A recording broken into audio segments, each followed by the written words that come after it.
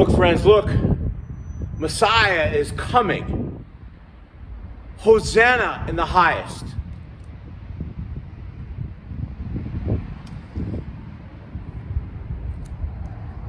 In the old city of Jerusalem, even to this day, there is a wall.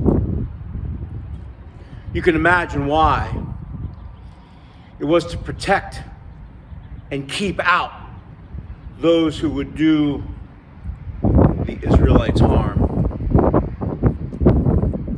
And there were gates through which you would enter the city. And we're really not sure. History doesn't tell us what gate it is that Jesus and the disciples came through on that day. But legend has it that it was a double wide gate, 2 doors, nicknamed the Golden Gate. Back in the 1500s, that gate was sealed, never to be opened again until the Messiah returns. But at any rate, Jesus came through one of those gates on that day that we recall as Palm Sunday. A triumphant entry, we're told. Was it? I suspect, like myself, some were yelling, Hosanna. The Messiah is coming. All hail the King. But I also suspect that there were Roman guards who might have had their doubts for sure.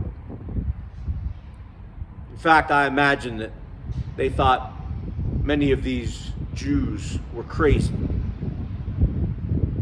There were the temple leaders who really saw Jesus as a distraction at best and a threat at worst, who really wanted him eliminated.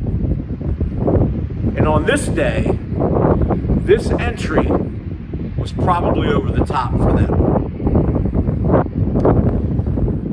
And so I imagine there were a lot of different reactions to Jesus' entry into Jerusalem that day. And some were downright doubtful. Doubtful that Jesus is who Jesus said he was. You see, even in stories that precede this triumphal entry into Jerusalem, there are those among Jesus' closest followers who in one moment are naming Jesus Messiah, and in another moment are doubting whether Jesus is really who Jesus says he is.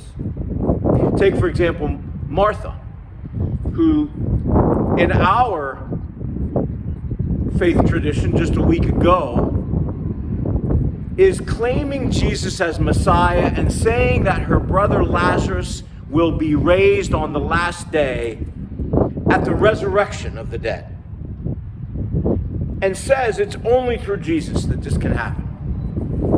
And yet, when they go to the tomb of Lazarus and Jesus is standing there calling Lazarus out, isn't it Martha who also says, but Jesus, he's been dead for 3 days, he stinks.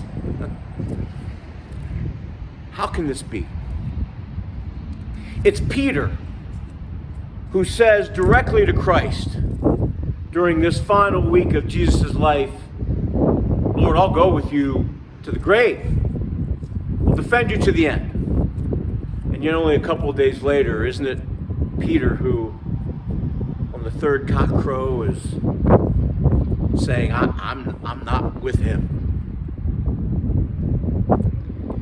Friends, the reality is that as human beings, it's our nature to doubt. It's our nature to have questions. It's our nature to wonder whether the story is true. In our own lives of faith, we've had reasons to doubt.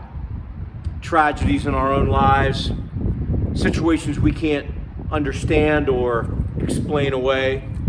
We want to believe in God. We want to believe that the promise of salvation, the promise of Jesus, the promise of love, the promise of forgiveness is real. We even want to practice it. But at times, we can't muster up the energy. We're just not so sure. And I'm here to tell you today, that's okay. God, I think, would rather us wrestle with the questions of faith, be engaged in the deepening of the relationship of faith that causes us to, at one moment, sing Hosanna, and at another, say we doubt. On that day, the disciples that were traveling with Jesus' closest followers, not just the 12, but that cadre of people that were moving around the countryside with Christ, accompanied him as he rolled that donkey down off the mountain towards the Jerusalem gate.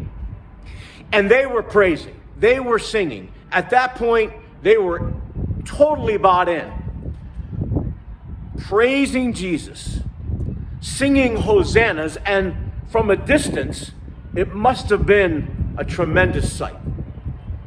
For those in the city, they knew something was happening. They could hear it in the distance. They could see the commotion. And as they gathered around that gate that day to see what it was, some of them probably began to ask, who is that? What's all the commotion about? Who is this one who is coming, who seems to be coming so triumphantly towards our city? And when Jesus and Jesus' followers arrived at the gates, some, I'm sure, were caught up in the emotion of it all, stripping branches from trees, laying them before Jesus, putting their very cloaks and blankets on the ground, and singing Hosanna. Hosanna in the highest. Blessed is he who comes in the name of the Lord. While standing off to the side, I suspect, many doubted. Even on that day, there were some who would praise Christ and some who would wonder, is this truly the one who's been promised to us? My curiosity for all of us this week, for you and I, is will we be the ones by the gate praising Jesus, proclaiming Jesus as Lord, shouting to the crowds that surround us, here comes Messiah? Will we have the energy, the desire, the wherewithal to welcome Jesus as Lord this week?